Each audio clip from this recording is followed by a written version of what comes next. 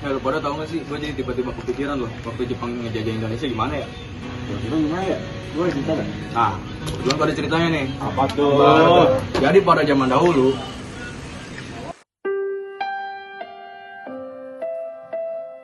Pada masa penjajahan Jepang, kehidupan rakyat Indonesia dipenuhi oleh tekanan dan penderitaan. Rakyat dipaksa bekerja tak kenal waktu, kelaparan yang tak kunjung berakhir, dan kehilangan kebebasan.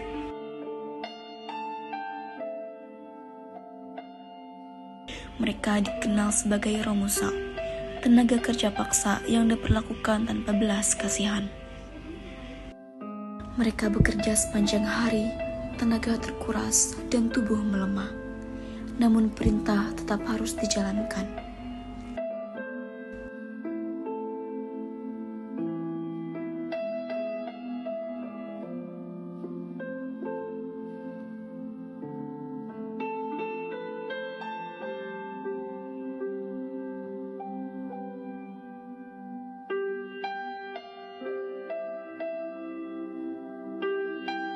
Tangis, rasa takut, dan kelelahan sudah menjadi bagian dari kehidupan sehari-hari.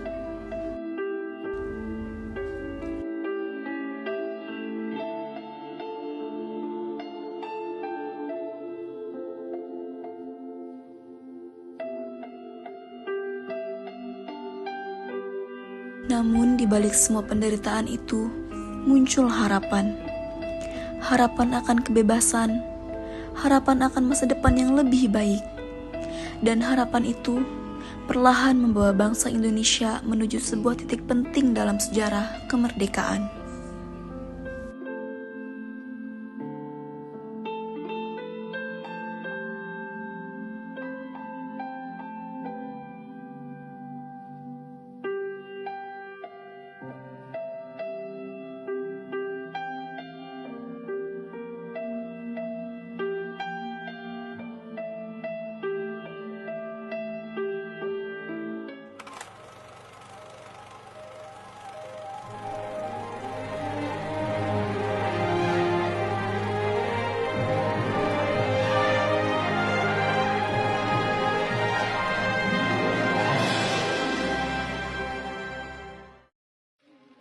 Pada tanggal 15 Agustus 1945, Kaisar Hirohito memerintahkan penghentian permusuhan terhadap sekutu. Setelah sebelumnya, yaitu pada tanggal 14 Agustus 1945, sekutu menjatuhkan bom atom di kota Hiroshima dan Nagasaki. Berita tentang gencatan senjata yang dilakukan oleh Jepang ini disiarkan di radio Jepang dari Tokyo. Ternyata siaran tersebut tertangkap di Indonesia dan Sultan Syahrir mendengarnya.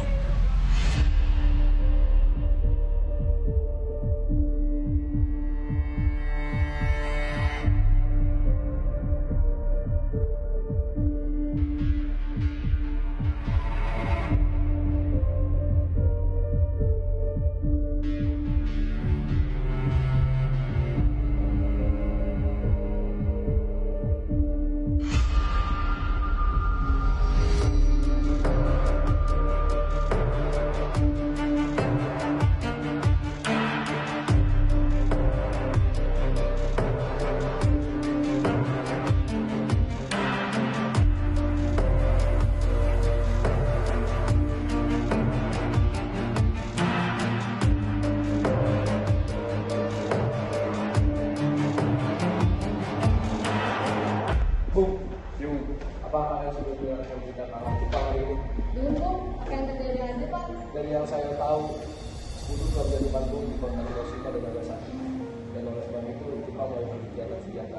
Kalau begitu, kita harus segera melakukan kemerdekaan itu. Benar itu, Jepang sudah mundur dari negara kita harus memanfaatkan itu. Baiklah, kita harus bergegas. Setelah mendengar berita kekalahan Jepang, Hairul Saleh segera merencanakan pertemuan dengan anggota golongan muda lainnya untuk membicarakan masalah proklamasi kemerdekaan. Pertemuan ini dilangsungkan di Jalan Pengasaan Timur No. 17 Jakarta pukul 20.00 WIB.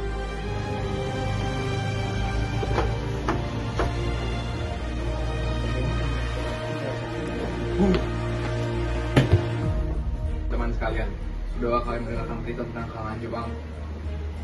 Belum kawan. Kau dari mana? Tadi saya dan Sukarni berkumpul dengan Bung Syahir. Ia sedang mendengarkan siaran berita Jepang yang menyampaikan berita tersebut. Berarti negara kita sekarang ini sedang dalam keadaan vacuum of power. Benar. Demikian saya di sini mengumpulkan untuk memecahkan masalah ini. Sekali, kalau begitu kita harus membagi tugas. Khairul dan Mikana akan pergi ke kediaman Soekarno, sedangkan saya dan Bung Darwis akan memerintahkan pemuda lainnya untuk merebut kekuasaan dari Jepang. Kediaman Soekarno, Jalan Pengasahan Timur 056, Jakarta, pukul 22.00 waktu Indonesia Barat. Terjadi perdebatan serius antara golongan pemuda dengan Soekarno. Kita harus memperlakukan pernikahan ini sekarang, atau bunuh kau sekarang. Ini yang kata leherku. Saya telah berpojok itu dan potong malam ini juga. Kau tidak perlu menunggu esok hari. Tapi ini cara yang tepat, Bung. Jepang sudah kalah di sekutu, bahkan tidak ada lagi kuasa di negeri ini. Kenapa kita harus menunggu? Rakyat sudah susah payah melawan penjajah. Jepang adalah masa yang silam. Lebih baik kita harus menghadapi Belanda yang hendak berkuasa di negeri ini. Apakah kita harus menunggu janji Jepang untuk memberikan bangsa ini? Kita bisa, Bung. Kita bisa bangkit, memproklamirkan kemerdekaan ini sendiri. Mengapa kita harus menunggu janji Jepang itu? Bahkan dia telah kalah dalam perang sucinya. Kekuatan segelintir yang takkan mampu mengalahkan armada milik Jepang. Coba kau perlihatkan padaku. Mana bukti yang kau perhitungkan itu? Apa tindakanmu untuk menyelamatkan wanita dan anak-anak itu jika beneran terjadi? Baiklah kalau begitu. Kita harus bergegas duluan. Terima kasih. Baik, Bung.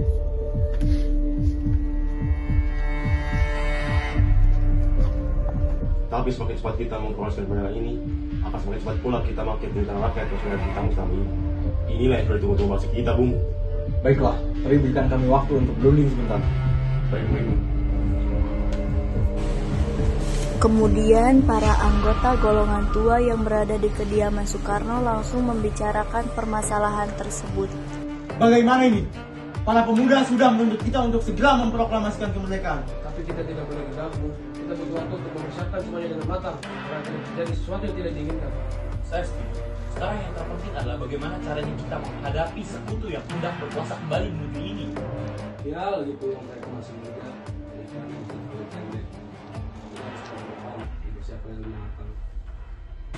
Setelah selesai berunding, para golongan tua segera menemui anggota golongan muda yang menunggu di luar ruangan. Bung. Setelah kami berunding tadi, kami memastikan untuk tidak tergesa-gesa mengenai hal proklamasi kemerdekaan. Hal itu perlu dibicarakan lagi di sidang PPKI.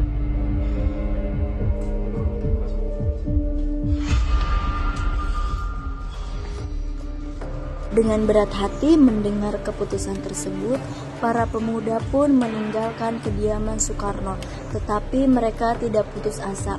Hatta untuk memproklamasikan kemerdekaan sesegera mungkin, akhirnya mereka memutuskan untuk mengasingkan kedua tokoh itu ke Rengas Dengklok agar terhindar dari desakan pemuda dan pengaruh Jepang di Jakarta. Tanggal 16 Agustus tahun 1945, pukul 04.00 waktu Indonesia Barat di kediaman Soekarno. Kami ke tempat pengasingan. Tempat pengasingan? Apa yang saudara maksudkan? Ya, kami akan membawa kalian berdua untuk diasingkan agar terhindar dari bentrokan rakyat dan Jepang. Baiklah, kami akan ikut. Sebaiknya Ibu Fatmawati dan anak Anda turut serta, Bung, demi menjamin keselamatan mereka. Baik, kalau gitu saya akan mengajaknya. Ayo, Bung. Ayo, Bung. Bung, kita tempat, Bung. Para pemuda, apakah kalian tahu di mana keberadaan Bung Karno dan Bung Hatta? Maaf, Bung. Saya tidak tahu. Katakanlah padaku di mana mereka sekarang. Maka aku akan menjamin kemerdekaan pada kalian di esok hari dan menjamin keselamatan mereka pada saat mereka sampai di Jakarta. Anda bersumpah untuk itu? Kau bisa percaya pada aku. Baiklah. Kami akan berkata-kata. Tidak tembok. Hilangnya Soekarno dan Mohatta secara misterius pagi itu menimbulkan kepanikan di kalangan para pemimpin Jakarta. Peristiwa ini baru diketahui oleh Mr. Ahmad Subarjo pukul 08.00 pagi. Mr. Subarjo naik mobil beserta Wikana dan Sudiro, kemudian berangkat menuju Rengas Dengklok.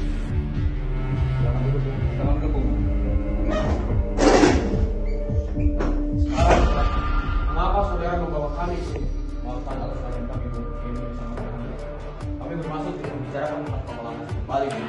Karena tempoh hari sudah kami katakan tentang masalah kemerdekaan Indonesia yang masih dibicarakan di sidang PPKI. Memang benar, Bu. Tetapi kami sungguh pendapat mengapa harus menunggu kemerdekaan dari Jepang. Mengapa harus menunggu sidang PPKI? Kita punya kekuatan untuk memberikan kebangsaan ini. PPKI itu bukan Jepang, Bu. Kami ingin mempertahankan kemerdekaan ini tanpa campur tangan Jepang. Pendapat itu benar. Namun kita masih terlalu jujur untuk mempromosikan tanpa campur tangan Jepang. Tapi bagaimana Bung jika kalau hanya Jepang hanya memberikan janji semuanya saja? Apa yang akan kita lakukan? Apakah akan selamanya menunggu janji itu, Bung? Tenang saudara sekalian, mari kita bicarakan semuanya dengan kepala dingin, tidak perlu ketegangan, oke? Mari Bung bicara di depan. Baiklah, Bang.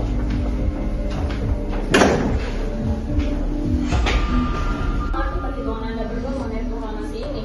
Kita memang belum mempertimbangkan semuanya dengan matang, tetapi saya percaya kita dapat bangkit dan bermanfaat dalam situasi ini. Kesempatan tidak akan datang dua kali, Bu. Apa yang mereka katakan benar dan saya mendukung mereka. Tetapi akankah kita bisa? Apakah mungkin semua ini akan dilakukan? Tentu mungkin, Bu. Asal kita berusaha, kita akan temukan jalan keluarnya. Lagi pula, para pemuda di Jakarta sana sedang menyusun strategi pencegahan untuk serangan dari Jepang ataupun sekutu yang tidak terima akan proklamasi kita. Baiklah, saya setuju. Kita akan memproklamasikan kemerdekaan tanpa ada campur tangan Jepang. Syukurlah, kalian semua baik-baik saja. Jadi bagaimana hasil putusannya? Kami setuju, kemerdekaan akan dilaksanakan tanpa campur tangan Jepang. Lalu kapan kita akan melaksanakannya? Menurut saya, ini harus dilaksanakan pada esok hari. Karena apa? Para pemuda di Jakarta sudah bersiap. Jika mungkin, ya, kita akan melaksanakan besok pagi. Setelah perundingan di Rengas Dengklok, semua anggota golongan tua maupun muda kembali ke Jakarta untuk membahas secara lanjut rencana proklamasi kemerdekaan tanggal 17 Agustus 1945. Tanggal 16 Agustus 1945 pukul 23.00 waktu Indonesia Barat, rombongan tiba di Jakarta. Kita membicarakan masalah proklamasi untuk mendeklarasikan kemerdekaan kita, Bung. Kita butuh tempat untuk membahasnya, Bung. Tetapi sekarang sudah malam, Jepang tidak akan mengizinkan kita. Apalagi kita membahas proklamasi. Saya punya ide, kita akan meminjam rumah perwira Jepang Laksamana Maeda. Rombongan kemudian berangkat ke rumah Laksamana Maeda di Jalan Imam Banjol nomor 1. Malam, kenapa, Bu? Mohon maaf apabila kami mengganggu waktu Anda malam-malam seperti ini, Pak. Kami membutuhkan tempat untuk membicarakan proklamasi kemerdekaan yang hendak dilaksanakan esok hari. Perumusan teks proklamasi dilakukan di rumah makan Maeda. 3 eksponen pemuda yaitu Soekarno, Sudiro, PM Dia menyaksikan Soekarno, Mohatta, dan Mr. Ahmad Subarjo membahas perumusan naskah proklamasi. Pada tanggal 17 Agustus 1945 pukul 04.00 waktu Indonesia Barat dibacakanlah rumusan naskah proklamasi untuk pertama kalinya di depan hadirin yang berada di rumah Maeda yang langsung disetujui. Namun kemudian timbullah persoalan tentang siapa saja yang akan mendatangani proklamasi. Memangnya kenapa? Lalu siapa yang akan memberikan keterangan? Jepang. Tadi kami sudah sepakat untuk memproklamasikan masa ini tanpa ada tangan Jepang. Oh benar. Gimana nih? Oh, Ada PKI untuk solusi untuk menyelesaikan masalah ini. Bagaimana pikiran saya ini ditangani oleh anak-anak ini yang ada di Indonesia, tapi yang mereka terbuka menandatangani teks deklarasi. Jangan, kita tidak boleh mengeluh.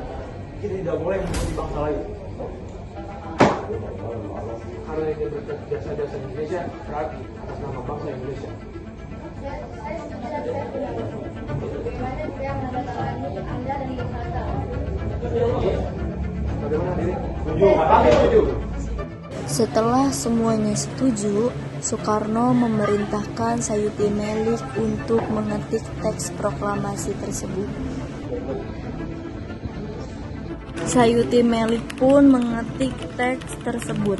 Semua persiapan proklamasi rampung pada pukul 04.30 waktu Indonesia Barat, lalu semua hadirin pulang ke rumah masing-masing dengan persiapan gembira.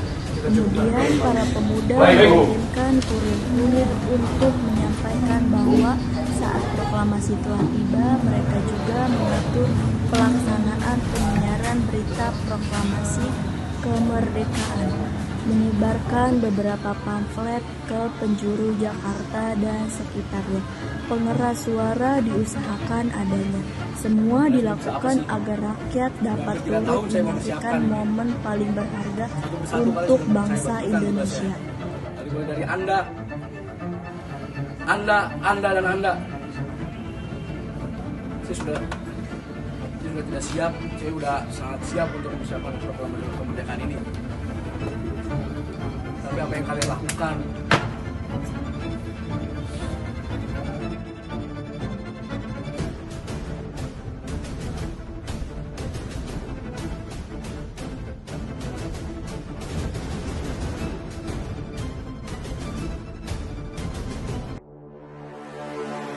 Pada saat yang sama, Soekarno dan Ibu Fatmawati sampai di kediaman mereka dan berbincang sejenak. Sudah berjalan dengan lancar.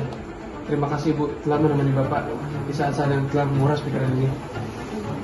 Terima kasih kepada Gusti Allah yang telah memberikan jalan untuk melancarkan kemerdekaan proklamasi ini.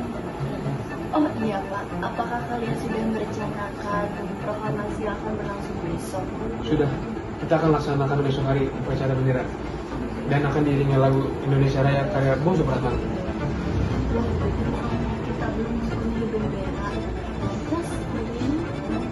Waduh Ibu, Bapak lupa. Kalau begitu, bagaimana jika Ibu saja menjadikan benderanya? Tapi Pak, Ibu tidak punya kain. Ibu hanya mempunyai kain bendera merah putih saja. Apakah tidak apa-apa Pak? Tentu saja Bu. Buatlah bendera yang sederhana. Yang penting kita sudah berusaha menyiapkannya. Oh, baiklah Pak. Dan Ibu punya ide, apakah kita menamai bendera yang sangsaka merah putih saja? Ya. Bagaimana? Ide yang bagus. Bendera pusaka Sangsaka Merah Putih. Warnanya merah dan putih. Dan jadilah Sangsaka Merah Putih. Brilian. Ya sudah, karena Bapak mempersiapkan pidato yang akan berlangsung besok. Semangat ya Pak. Baik Bu.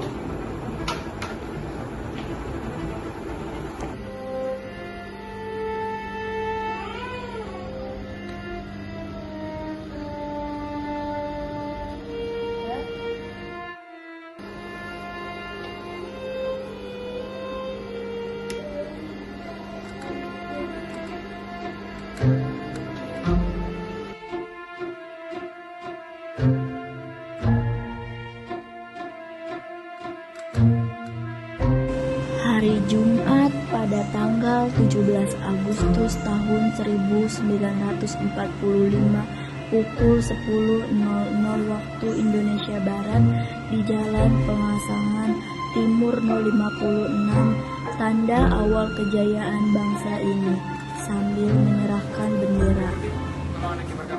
Siap Bu, saya akan mengibarkan bendera. Hei kalian, jaga baik-baik bendera ini. Kalian mendapatkan kehormatan untuk mengibarkan benderanya dalam sejarah Indonesia untuk pertama kalinya. Siap, Komandan. Siap, laksanakan. Suasana menjadi sangat hening. Soekarno dan Hatta dipersilahkan maju beberapa langkah dari tempatnya semula. Soekarno mendekati mikrofon dengan suaranya yang lantang dan mantap. Soekarno pun membacakan pidato pendahuluan sebelum beliau membacakan teks proklamasi. Saudara-saudara sekalian, saya telah meminta saudara-saudara hadir di sini untuk menyaksikan satu peristiwa maha penting dalam sejarah kita. Berpuluh-puluh tahun kita bangsa Indonesia telah berjuang untuk memerdekakan tanah air kita, bahkan telah beratus-ratus tahun. Proklamasi kami, bangsa Indonesia, dengan ini menyatakan kemerdekaan bangsa Indonesia. Hal-hal yang mengenai pemindahan kekuasaan dan lain-lain diselenggarakan dengan cara sama dan dalam tempo yang singkat-singkatnya. Jakarta, 17 bulan 8 tahun 45. atas nama bangsa Indonesia. Soekarno mantap. Kemudian dikobarkanlah bendera Sang Saka Merah Putih diiringi lagu Indonesia Raya.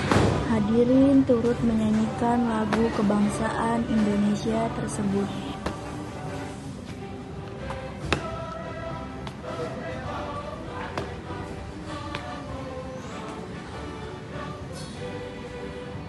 Peristiwa proklamasi ini memang hanya berlangsung sebentar, namun peristiwa itu telah mengubah segala sendi kehidupan bangsa Indonesia. Peristiwa proklamasi kemerdekaan telah menjadi momentum puncak perjuangan bangsa Indonesia. Oleh karena itu, kita sebagai generasi penerus bangsa harus berprestasi dalam rangka mengisi kemerdekaan tersebut, bukan malah menodainya. Kita harus membalas budi para pejuang tanah air zaman dahulu dengan cara mempertahankan kemerdekaan ini. Nah, jadi segitu ceritanya. Oh ya.